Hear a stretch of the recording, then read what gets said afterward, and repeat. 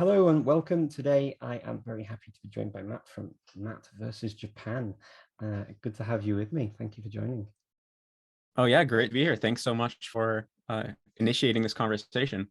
And I would also Yeah, like to apologize if I'm not at my sharpest because it is 5 o'clock in the morning here. I'm a little bit tired. yeah, I've got the upper hand. It's kind of the middle of the afternoon for me. So here we go. But I mean, I reached out to you on Twitter because you tweeted something. Do you want to tell people the contents of that tweet? Yes, actually, it's probably best to do an exact quote in this case, I Mhm. imagine. So let me open up Twitter real quick. So this was something I tweeted on, let's see,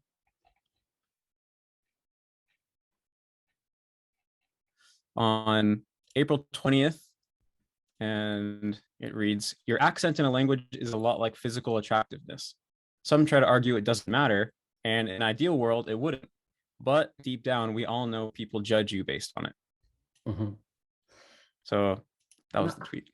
I kind of read and reread that tweet, and I was kind of looking for an opinion, and I didn't really feel that it was much of an opinion, but more of a stating of, yeah, what I think I also have perceived in a number of different places myself. And the thing that struck me was actually the number of people who went on that thread and said, oh no, that's absolutely not, and disagreed with you quite vehemently. Um, and some said they'd lived in many countries and they'd never seen anything like that. How did you feel about sort of the reactions? Were you expecting that kind of reaction? Is it, or Yeah, well, so to be honest, I actually muted the notifications on the tweet pretty early on just because it was getting so crazy. So I haven't read through the reactions that closely, but I did have an intuitive sense that this was going to be a provocative tweet and this was going to make people upset because, well, part of it I think has to do with how people view my perspective online. I tend to be someone who talks a lot about how I like to strive to have as close to a native like accent as possible, a native like accent as possible in Japanese, which is the main language that I've studied. And a lot of people push back against that and think I kind of push that too far. And so I think people read into this tweet a little bit more. And even though the tweet objectively was just pointing out a reality that I don't think should be that controversial, people added in my intention behind it, thinking, oh, and Matt thinks it should be this way, when I definitely don't. But I can see why people probably read into it a little bit that way.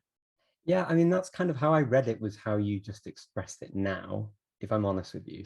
I mean, I don't kind of come with the same baggage, I suppose, as maybe other people do, in terms of opinions about you in that way, to sort of attribute more than you said or more than I read of the tweet.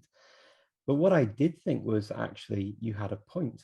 And the reason I thought that you had a point is because I've definitely experienced this in life, and it really struck a chord with me because people often want to have a really good accent. It's something people talk about a lot.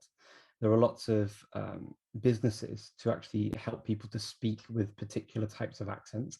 It's a business. I mean, it's quite a big business for a lot of people, particularly in the English speaking world, where people want accent reduction, accent training, voice coaching. These kinds of things are big things.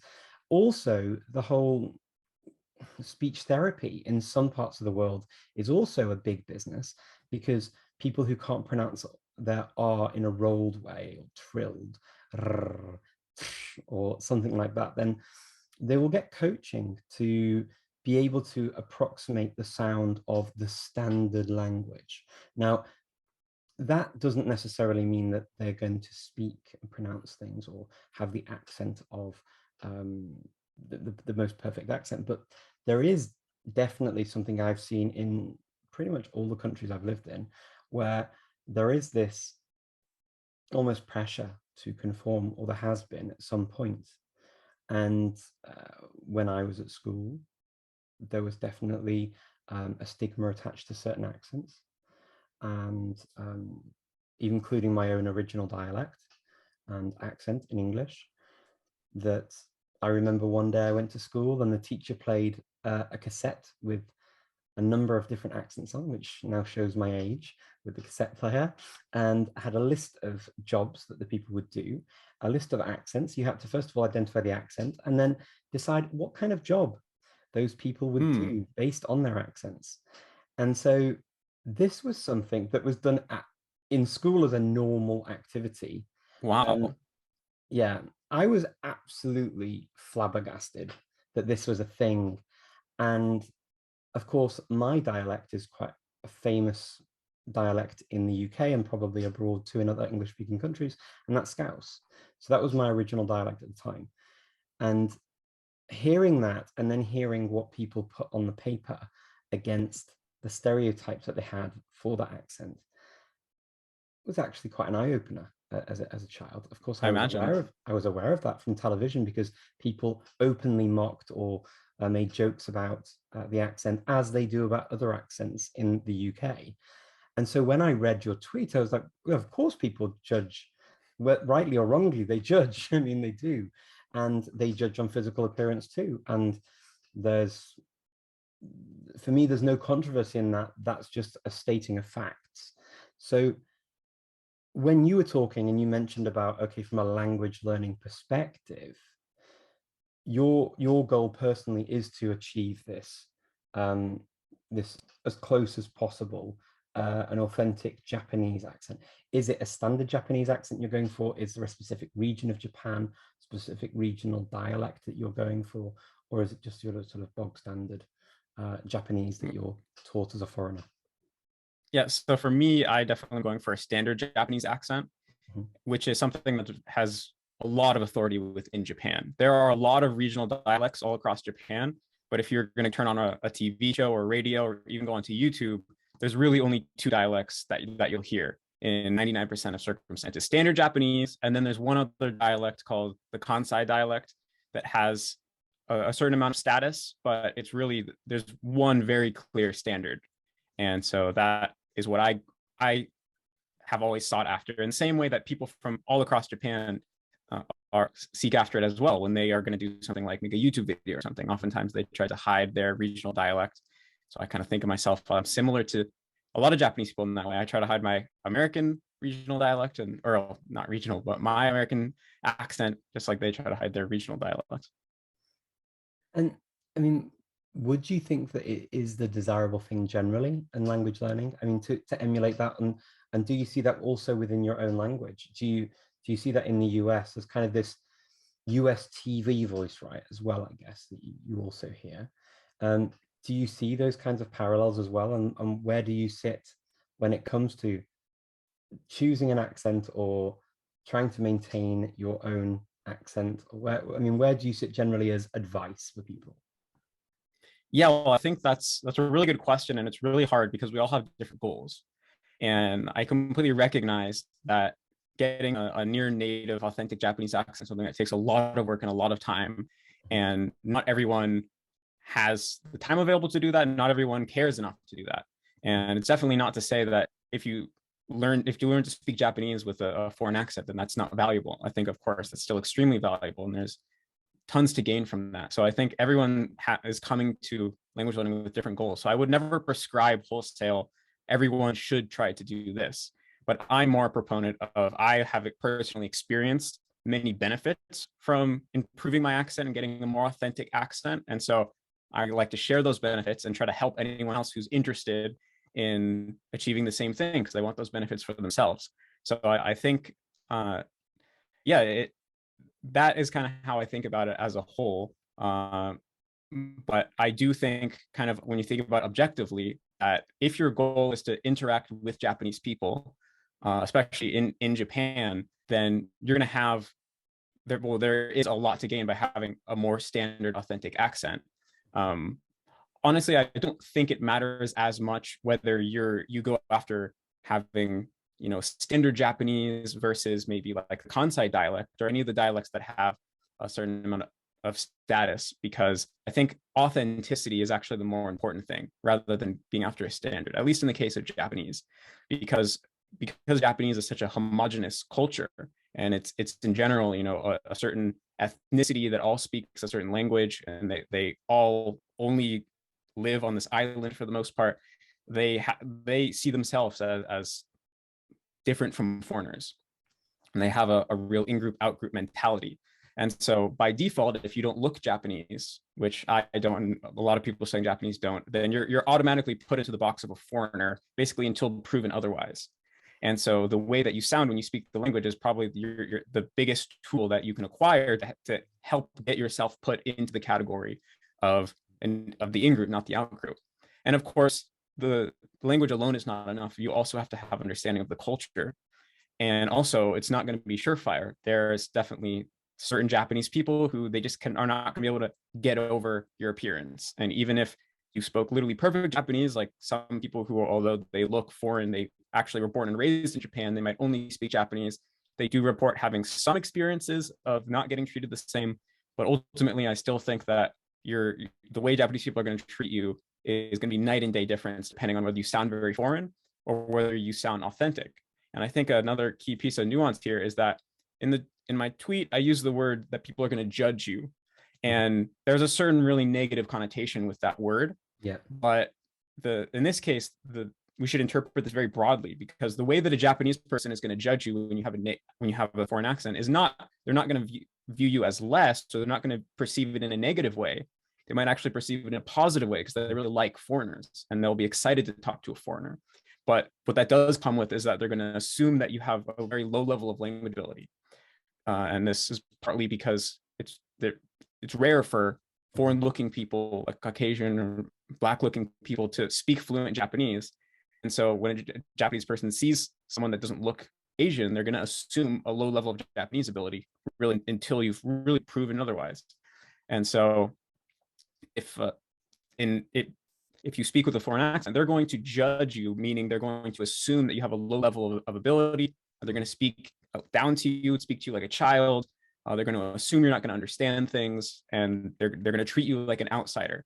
And they're going to do that with the best of intentions most of the time. They're not thinking, oh, this guy, like, screw him because he can't speak the language or anything, or they're not looking down at him. They have the best of intentions. They're doing it out of compassion, for care for you. They want to treat you well as a guest. But if your goal is to get treated not as a guest, but as, one of them, then that's going to be a real barrier, just in just a real practical sense. Yeah, and then there's something really interesting you pointed out as well, was you actually need the knowledge to back up the accent. And I absolutely agree with you on that. I think, to have a native level sounding accent where you could be mistaken for being somebody who was raised either entirely or partially in a country, or having spoken it from a young age and therefore acquired a very convincing accent. And there are always going to be giveaways, right? If you didn't grow up in the country and you didn't spend a long portion of your time in the country, particularly the school system, if you hadn't gone through the school system in any way at all, there are always going to be things like you missed out on certain TV shows that they would talk about in conversation. You may not be aware of certain cultural norms that maybe are not spoken about, but are just intrinsically known if you grew up in that society.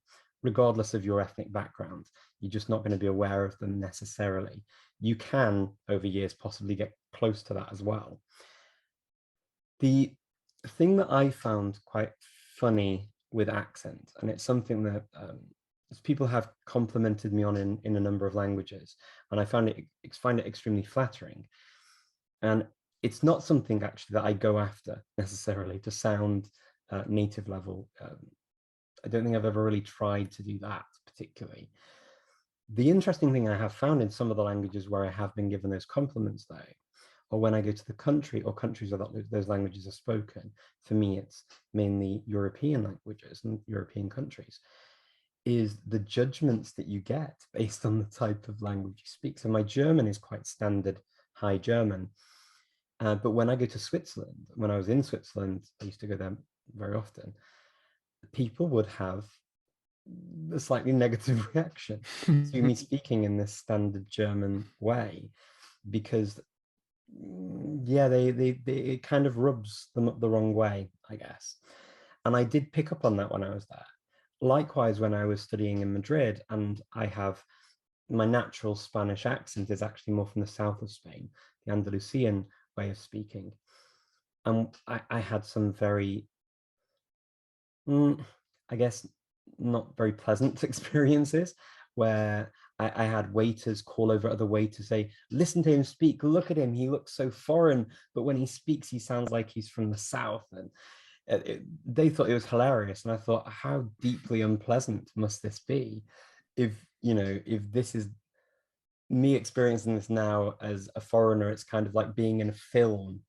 But there are people who will experience this in places on a daily basis, and that's kind of because they've moved and they're not going to change their accents potentially, or they might not be able to change their accents very easily. And that's not to mention also the story I told you about the UK. In France, you have this privileged position of you speak French from France, European French. You go to Quebec. I did my best to try and learn some Quebecois. When I spoke Quebecois, it sounded a bit foreign. So they automatically assumed, oh, it's one of our people from North America who's learned and to speak. So they would sometimes speak back in English, which is very odd for me as a French speaker. I never get that normally with French, that someone would speak back to me in English. But when I spoke to them in European French, they made this effort to speak the best French and clearest French possible. And they would almost, you could almost see them going back to their school days and trying to speak with the clearest accent possible. So there was almost like, I guess, a French privilege to speaking in that way locally than trying to actually speak how they spoke themselves. It was a very odd experience. And so when I read your tweet, I was like, wow, the amount of experience I've had with this around the world, people judging me on my accent. If I go to the US and I speak the way I speak now, of course, I also am privileged because a lot of people in the US see this as a prestigious accent. And I had people compliment me on my accent many times, which as a Brit is also always naturally uncomfortable because we say, thank you. We don't know how to react to that kind of thing. You too, and that's kind of what I did. I was in a froyo place in New York, and the lady who was working there said, "Oh my God, I love your accent," and I was like, "Oh, me too. Yours is lovely." She goes, "Oh, thank you." It's because we don't know, we kind of feel a bit uncomfortable, so we just say something nice back. Yeah, of course, she had an adorable accent as well, of course, but it is something that you do notice. And whenever I travel, it's always a comment. It's always something that comes up, how you speak and the way you speak, the words you use, the dialect, the grammatical, the phraseology of what you say. It all comes into play. And Yeah, judgment, I I think think it's such a you're huge right. part of our identities, right? Yeah. And I've heard theories of evolutionary biologists that the reason why regional accents and dialects develop so quickly is maybe that was a way that we used to identify who was in our tribe and who was not in our tribe, because it's something so hard to mimic so authentically. So I think it's something really wired into our in a way our DNA. Not that it can't be overcome. And I think many people, especially in the language learning community, who have learned many languages and have experienced the type of things that we're talking about, naturally become much more compassionate and don't view languages in terms of better or worse, but just that there's many different ways of speaking. And of course, I think if it would be very ideal for everyone in the world to kind of adopt this framework, and hopefully it will happen gradually over time. But I also just think it's a real uphill battle because of how deeply wired it is into us. Absolutely. And you're right, you know, the judgment is not necessarily a thing that's negative. It can be a judgment that's actually a judgment to your privilege. So, you know, in the UK, like my sort of accent in the US would be either it appears intelligent or it appears like some sort of movie villain, you know.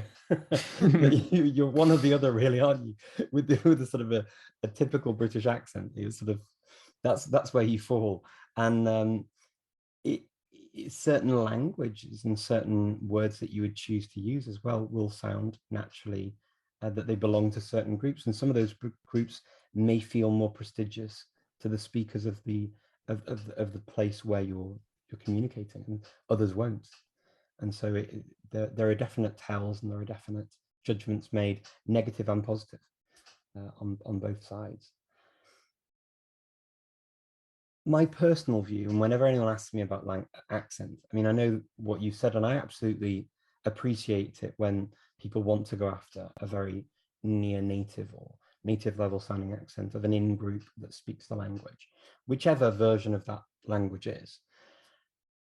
My personal view is pronunciation definitely is king when it comes to a language, particularly with languages that are widely studied, like English or French or Spanish or whatever.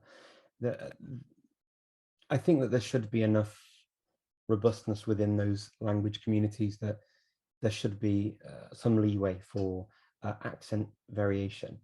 And so, but the key thing is to pronounce things in a way that's immediately understandable, and Mm. you don't have to bend your ears so much to fathom what's being communicated. So though that for me is the sort of the important thing. And then if you improve your accent as well, great. But I'm always sort of the ilk, as long as you are able to communicate, um, the accent may or may not come in time if you work on it. And there are people who will work on it for many years, and it will still not sound like that authentic thing. It's like you can teach people to sing, right? And Hmm. some people will have singing lessons for decades, but if your ear isn't there, it isn't attuned, and you're not picking up on these subtle differences, then are you going to be able to sing like a professional singer? Possibly not. Will you be able to carry a tune at a nice karaoke event? Yeah, why not? And you might even win. Um, and there's nothing wrong with that, as far as I'm concerned. And I don't get the impression that there's anything wrong with it from your point of view either. So No, not at all. I'm talking to you. I don't feel any controversy even in what you're saying. Yeah. Yeah, I mean, I definitely think I totally agree with you that pronunciation is king in the sense of being intelligible and being being able to speak in a way that other people are going to have no problem understanding you. Of course, that's what's most important, right? Because ultimately, that's what language learning is about. And it is also simply a reality that if you speak with too thick of a foreign accent, depending on what the accent is and what the language is, then you will be harder to understand. And this doesn't mean that you'll be completely incomprehensible. But what happens more often, I think, what I see in Japanese is that you are comprehensible, but it takes more effort on the part of the native speaker to fill in the gaps with your pronunciation. And they really have to be inferring and reading through the lines to piece together what it is that you're saying. And so in a way, you're making the other native speaker do more work than they would have to do. Mhm. And I think it's almost like a courtesy to them. You're studying their language to do whatever you can in your power to give them an easier time, right? Because I'm sure they're going to cut you a lot of slack as well, either way. And so when you think of accent, foreign accents, it's a whole spectrum, right? From one end being maybe you speak using your sound, the entire sound system of your native language, and you're very hard to understand, versus maybe you have a totally authentic accent. And of course, I like to strive to get to that other end of the spectrum, but of course, we never get there 100%. And especially like you said, different people, there's a certain degree of natural talent. Even a lot of us, we could work as hard as we can, we'll never get there. But the farther you get to that side, then the more benefits there are to have. And I think there's for a lot of people, there's a somewhere of a middle ground where with there's probably a certain degree of the 80-20 rule applies, right? Where you can put in a little bit of effort into your accent and get a real increase to the point where you're significantly easier to understand, easier to listen to. And I think it would be worth it for most language learners to find that 80-20 ground when they're not totally neglecting their accent, maybe not necessarily going like me trying to be so dedicated to it. Yeah, I mean, and also I'd actually add that for lesser studied languages, languages that are less commonly studied, sometimes the accent is actually a lot more important. So, I mean, I know I've just said now that accent isn't important for me per se. It's a nice thing to have if you can get it, and you can definitely work on it. Pronunciation is the thing that sort of trumps everything. But and this is a big but, there are certain languages where they're not used to people learning them as a foreign language or a second language. And those languages, absolutely, you need to get as close as you can. so that people can understand you, because they're not used to hearing another way of speaking it. And so bending their ear is actually a lot more challenging. And a language like my home language of Macedonian, there are certain accents that are sort of people are used to, but generally speaking, it can be quite challenging for people to understand the language if it's spoken with an outside the Balkans accent. And for languages like that, absolutely, it's more desirable to get as close to not just the pronunciation, but also to try to mimic in some way the melody, the prosody, the sounds of the speakers. And there is a wide gamut, because there are a lot of dialects within on this continuum. So you can definitely have a lot of leeway there if you get things say things slightly differently from the very standard language. But for those types of languages, I think there is more of a need to make that effort to sing exactly as Celine Dion does, or to, when you're trying to sing and not make it your own, you do need to sing certain things in certain ways and not change the melody too much to make them still recognizable to the people that originally sang it, or in this case, the language that's originally spoken by the people who use it on a daily basis. Yeah, that totally makes sense. That's a really interesting point. And yeah, nothing you've said to me has really shocked me in any way. So I'm still. So please write in the comments what things Matt says that shocks you. I'd love to hear them, because you're not a one controversial point person. that one comment that I read that I thought was interesting was that by even bringing up this reality at all, we're kind of reinforcing it. This reality that you may get discriminated for your accent, you may get judged in a native way for your accent, and this is an unfortunate reality for many who maybe struggle to improve their accents or don't have the resources available to do that. And simply by talking about this, we're furthering it. It's almost like we're using social media language. We're giving this a platform in some way, when in reality we should be tearing it down, and maybe even talking about this reality is making some people self-conscious and less likely to try to speak their language and things like this. Yeah, that's an interesting point. I think pretending that something doesn't exist, doesn't really stop it from existing. Talking about it and saying that we don't agree that it should be something used to discriminate, I think it's important to say that. I am having been through that discrimination myself, of having an original dialect and accent that definitely does carry a lot of baggage.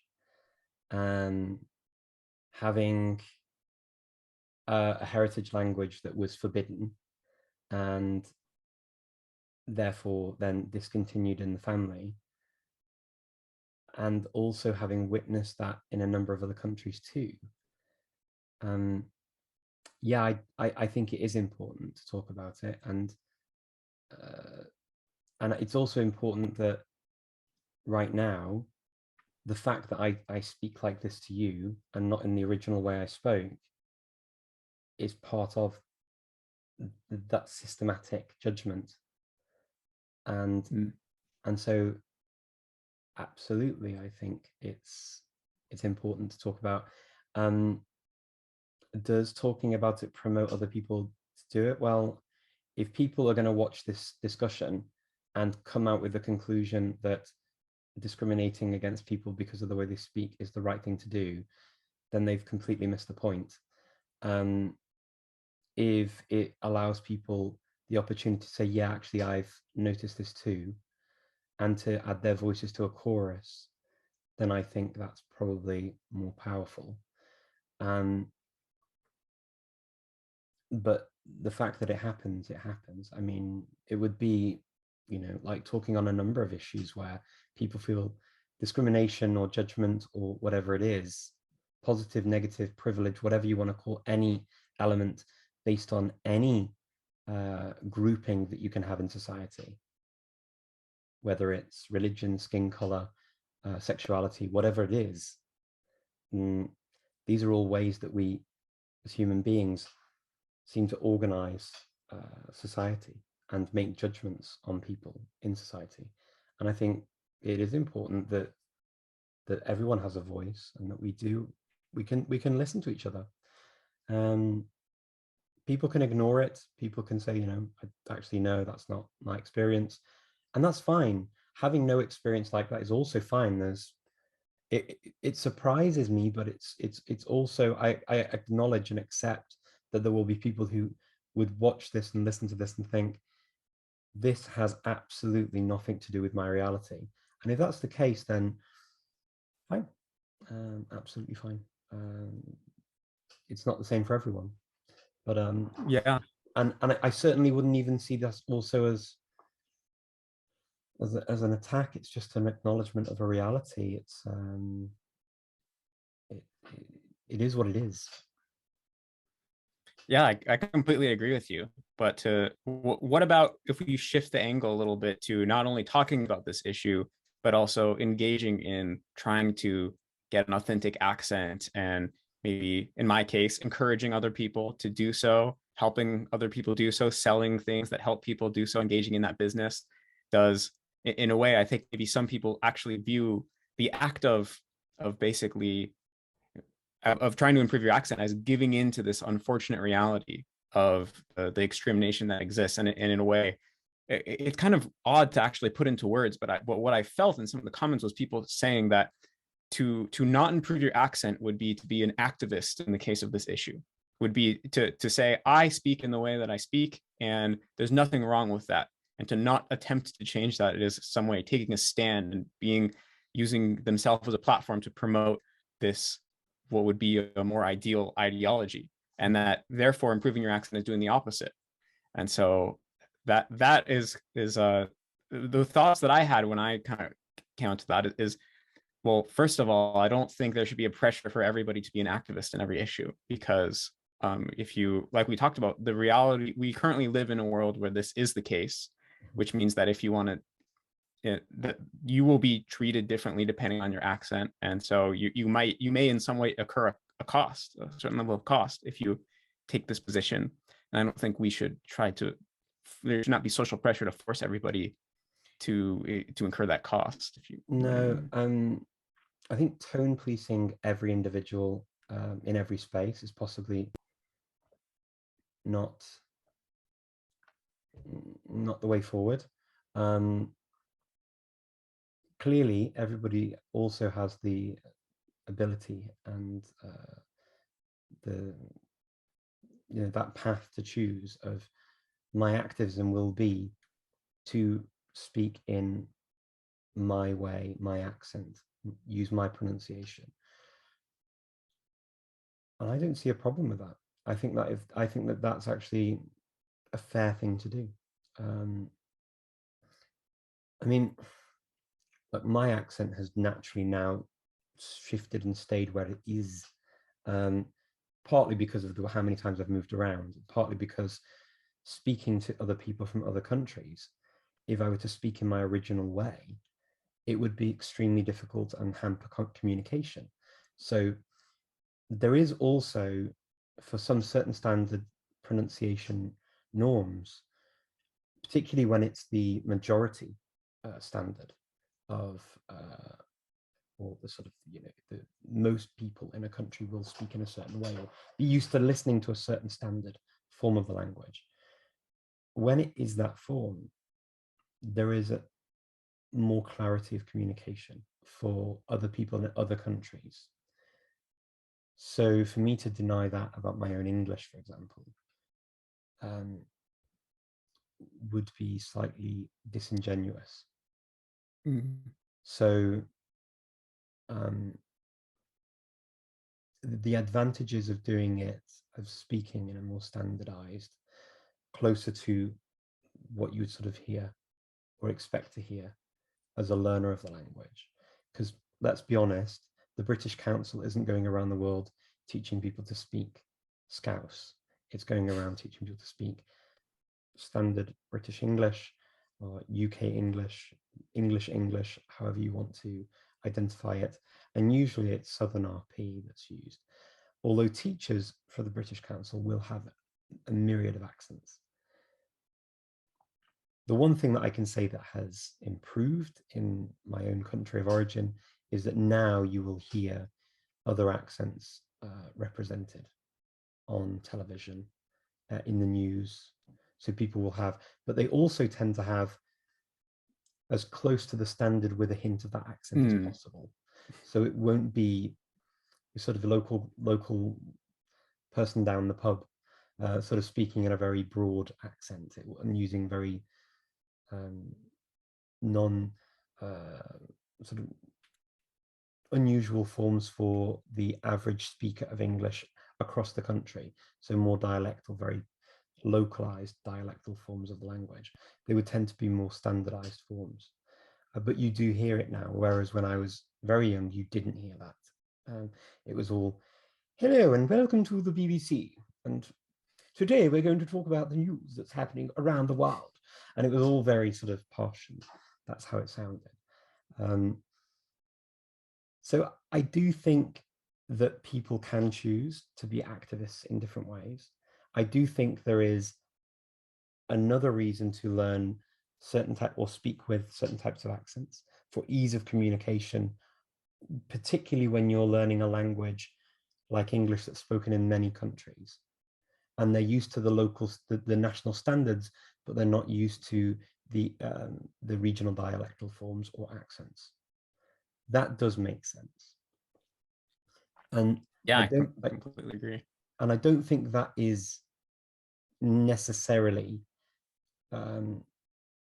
supporting the issue that you raised. So I wouldn't say that as going against the activism myself. I think it's a choice, and sometimes it's like why would you learn a language, right? You'd learn a language to communicate. If you learn a language to communicate, but then you can only speak to a few people in your village, and you can't then communicate. Sometimes even shifting accent and dialect is a form of language learning that helps you communicate more widely. And a lot of people code switch in that way in many parts of the world.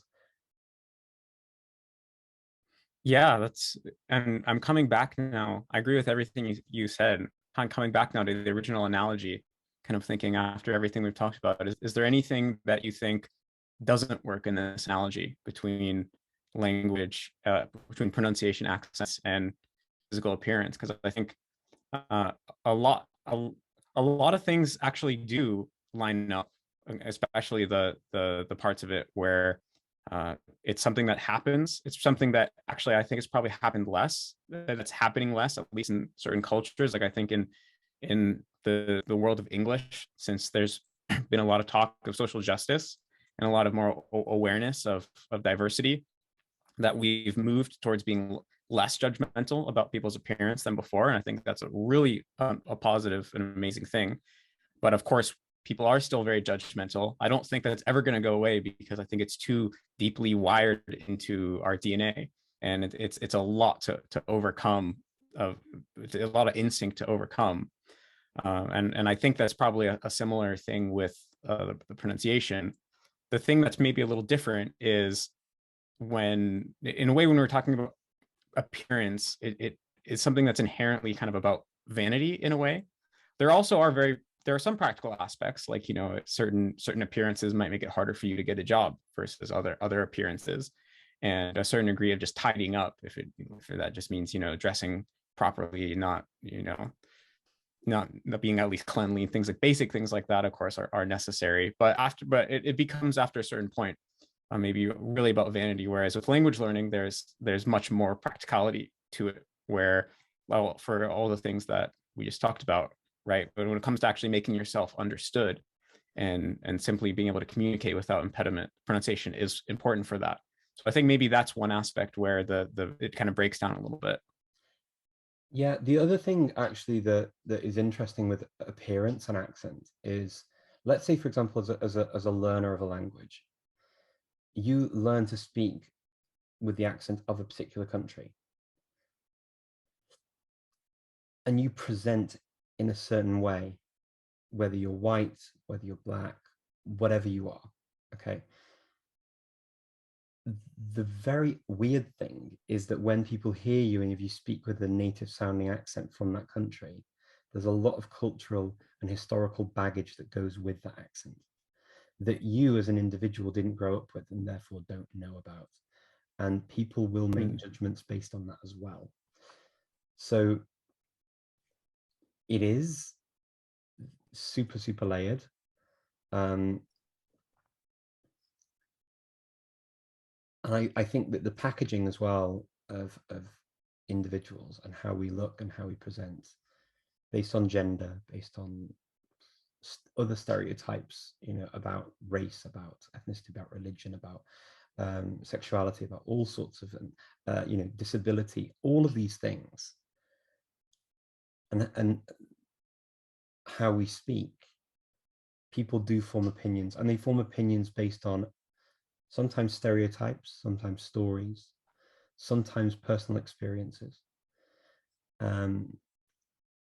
Some of them are just gross generalizations that don't fit. And sometimes these things can be for the good and sometimes they can be for the bad. So if you're predisposed to a certain way of talking or a certain look, for example, of a person, you might have a positive image that also is like a positive way to discriminate as well. So I myself have a natural tendency to discriminate towards somebody who has an Indian accent in English. So if I were to do an interview with somebody who has that type, like an Indian English sounding accent, because I am biased towards that, because I had very good friends growing up whose parents had those accents, and for me, it's a very warm accent. I feel trust, I feel safe, and I recognize my bias, and I have to allow somebody else to do the interviews as well, because otherwise I would just end up working in an office with hundreds of people who speak Indian English, and obviously that's also not fair. But recognizing sometimes that you have biases in life is important, because sometimes it's that way to catch yourself before you jump over the precipice. Yeah, definitely. And I think we're always going to have biases, right? Because that's just the nature of the human brain. We create associations for things. It's a way for us to navigate a world that's too complicated for us to fully understand. A lot of times it's practical, has pragmatic value. But of course, there's a lot of situations in which, yeah, of course, our biases are not going to be appropriate. And if you have negative biases, you're going to have positive biases as well, and vice versa. It's just comes with the territory of not being completely objective, which no one is. And so, yeah, I think ultimately one of the most important kind of points in this conversation that you brought up is I don't think ignoring the reality is going to do anything good. I think actually, yeah, has the potential to do harm. What's more likely to bring about positive benefit is talking about these things, making them more aware so that we can become aware of our own biases, and then through that try to correct for them as much as we can. And of course, my one bias I have is I like to try to have a native accent in a language. There's something that inherently attracts me, and I think that's a totally valid thing to achieve. There's a lot of benefits that come with that. I also just feel for me that I think Japanese is very beautiful, and I want to speak it as close to the way as possible that native speakers speak it, to replicate that beauty as much as I can. And so, yeah, I think in a way there's almost in a kind of ironic way, there's people are in who have a really strong negative reaction to this tweet that I have, are kind of negatively discriminating against me for wanting to be able to go after an authentic accent, and almost pressuring me to drop that as a goal, or to encourage other people who want to do similarly. So it's I think ultimately we should strive for more acceptance in a very thorough way, such that we can all achieve these goals as long as we're not causing harm to other people, right? Yeah, it's certainly, it is interesting to see the strong reactions to these kinds of questions, and I mean, you know, there's a really interesting sort of crossover. So many things, particularly you bringing in appearance and bringing in accent. I think it's really interesting tie. So, I mean, thank you so much for doing that, and for raising it, and for yeah, for having a chat with me about it as well. I hope that what we've expressed isn't too controversial for anyone, and certainly I would never wish to offend anyone on the basis of anything, let alone, you know, of any sort of aspect of difference. I think that the I see the world, and I as a salad bowl, and this was an analogy I heard recently, and I thought it was absolutely beautiful. So I don't see the world so much as a melting pot, because a melting pot makes us all the same and mixes us all up. But I see the world as a salad bowl. We need to have the tastes and the flavors and the colors of all of the vegetables and fruits and dairy product or whatever it is that goes in there. And we put it all in together and we mix it with a bit of oil so that we all get to blend a little bit, but still maintain our own unique identities, our own things that make us special and beautiful. And that for me is what I enjoy most about the world and about the language learning community. And if you like learning a language and want to focus on speaking Spanish as authentically as possible in the realms of Japan, and how speakers there growing up there speak it, then I wish you all the very best of luck. And likewise, I will continue just to do what I can with the pronunciation. And if an accent that sounds pleasant to somebody appears, wonderful too. Yeah, I think that's a beautiful way to put it, with the salad bowl. And yeah, thanks so much for having me on. It was really great to have this discussion and hear your perspective, especially as someone who's studied so many different languages and so many cultures. Yeah. Thank you very much. I'll pop a link anyway in the description to find you, although people probably will have heard of you before me. And thank you so much for joining me. I hope to speak to you again soon. Yeah, same. Take care. Okay.